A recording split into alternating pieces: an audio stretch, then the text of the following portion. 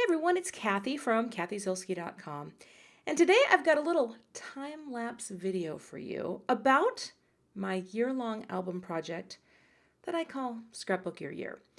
Now hopefully I'm not flipping through here so fast that anyone is going to get a little sick to your stomachs, but I've speeded this up to show you and talk a little bit about this approach that I do to document my family's life in a year-long format. This is the third year that I have done a monthly approach.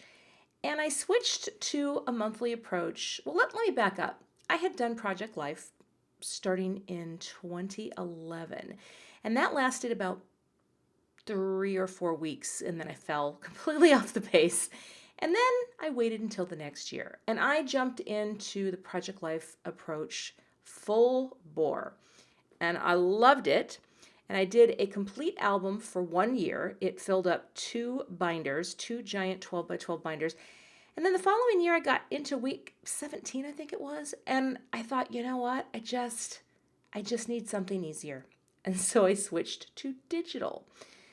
And that was a cool thing. And I did my pages digitally. I had them all printed out at the end of the year by Persnickety Prints. They look great. But the following year, I knew something had to change.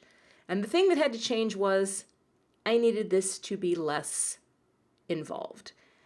Introducing the month-by-month process, which is what I have been doing for this is the second complete year.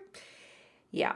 And the reason why I love this, now for me, at the place that I am at in my life right now, and yes, I just want to point out that my son in that photo, he has facial hair. Thank you.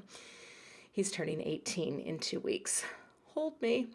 But the reason this works for me, and that is also, you have to see that picture. He went up north camping to the Boundary Waters area in Minnesota and stopped by the giant hockey stick in Eveleth, Minnesota, and took that selfie and sent it to me. So you tell me that my camera-shy son does not understand the value of photography. Am I right?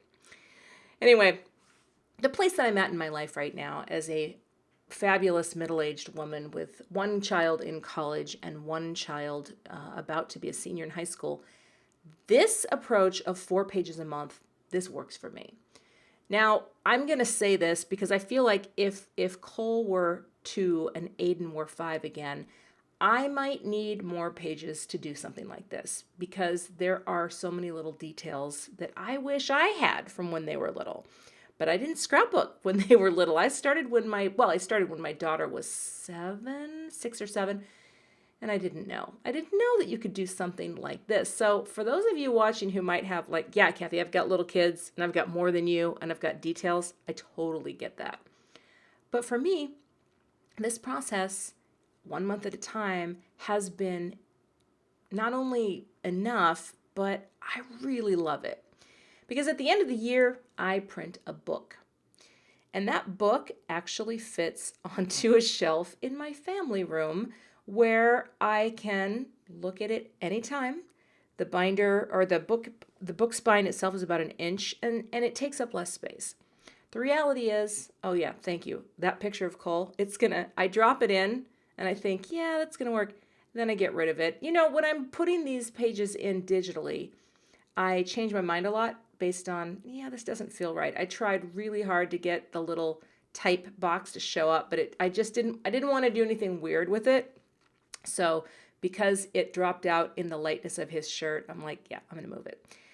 Anyway, getting back to the story. I know it's hard because I'm watching this and I'm like, but I want to tell you a story about that photo.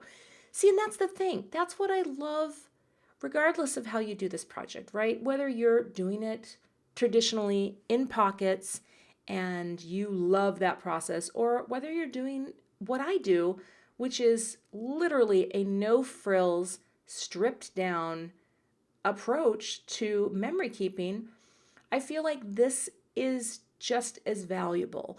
And when I go back at the end of the year, I have this snapshot of life that is perfect. Do you know what I mean? It's perfectly imperfect. No, not every story has been told.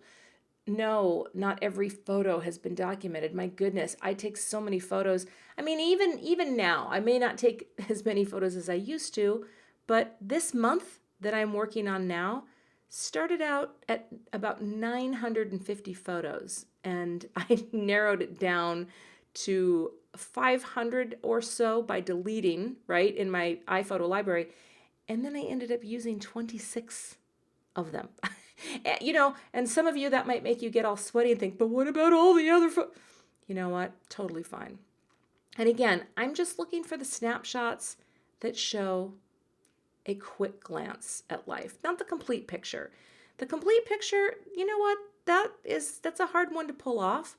But think about it, depending on what your generation is. I mean, my mom and dad have, I think, like a total of like 6 photo albums from our whole lives growing up. And I cherish that. I love looking back at what they did. So it always makes me realize that what I'm doing right now, it's fantastic. It doesn't have to be all encompassing because I really am creating a snapshot of life it's fantastic. We have too many photos as it is.